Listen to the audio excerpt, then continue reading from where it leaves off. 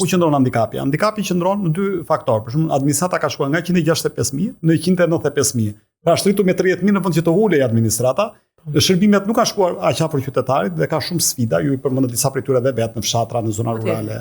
Aksesi që kanë digitalizim, analfabetizmi funksional, gjëra të tjera që janë shumë prekshme për qytetarët.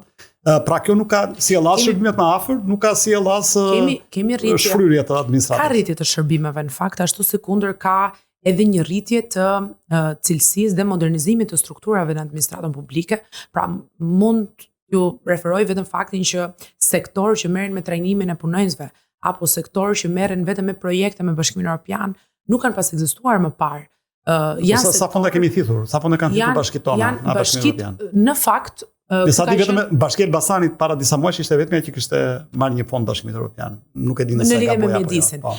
Në fakt ka një dinamik të tillë dhe qëndron dhe ndoshta një nga pikat kyçe sepse reforma territoriale është kthyer sot në një sfidë dhe domosdoshmëri është pikërisht kjo, që bashkitë e vendit kanë treguar në këto 10 vite që për reformës tjetër territoriale që nuk e kanë kapacitetin real, të paktën për të mundur që të sillen si të barabartë së paku me organizata ndërkombëtare të cilët kanë më shumë potencial dhe kapacitete për të thithur fondet Bashkimit Evropian sesa këto që janë organizme qeveritar.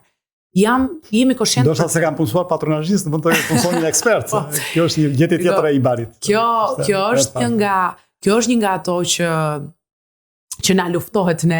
Megjithatë, më duhet të them që edhe në këtë proces ka pasur një zhvillim të jashtëzakonshëm, edhe në mënyrën se si përzidhen punonjësit sot, edhe në mënyrën se si DAP-i ka krijuar një tjetër standard, edhe në mënyrën e testimit, edhe në mënyrën e kualifikimit, sidomos për sa i përket sërish duhet ta përmend digitalizimit. Pra një pjesë e mirë e proceseve sot kalon pa ndikimin e njeriut dhe kalon pa ndikimin e atij që e njoh se e kam vajzë daje apo e kam komshi tek ish shtëpia e mamas time.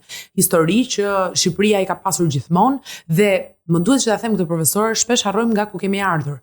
Dhe shpesh kur kritikojmë, harrojmë që ndoshta vetëm përpara 15 vitesh në institucione nuk gjeje zyra protokolli, sepse asnjë dokument nuk ishte thënë që të qëndronte në arkivën e atij institucioni dhe nuk ishte ligj dhe as kriter i as kujt për punonjësve që të mund të protokollohej që në fund të ditës ti si punonjës të kishe edhe përgjegjësi mbi një shkresë. Nuk ndodhte kjo. Tani ne nga kjo kemi shkuar në modernizimin e arkivës, në digitalizimin, tek vula elektronike, procese të cilat merren për të mirëqenia për hir të vërtetës në shumë raste, por nuk janë të tilla.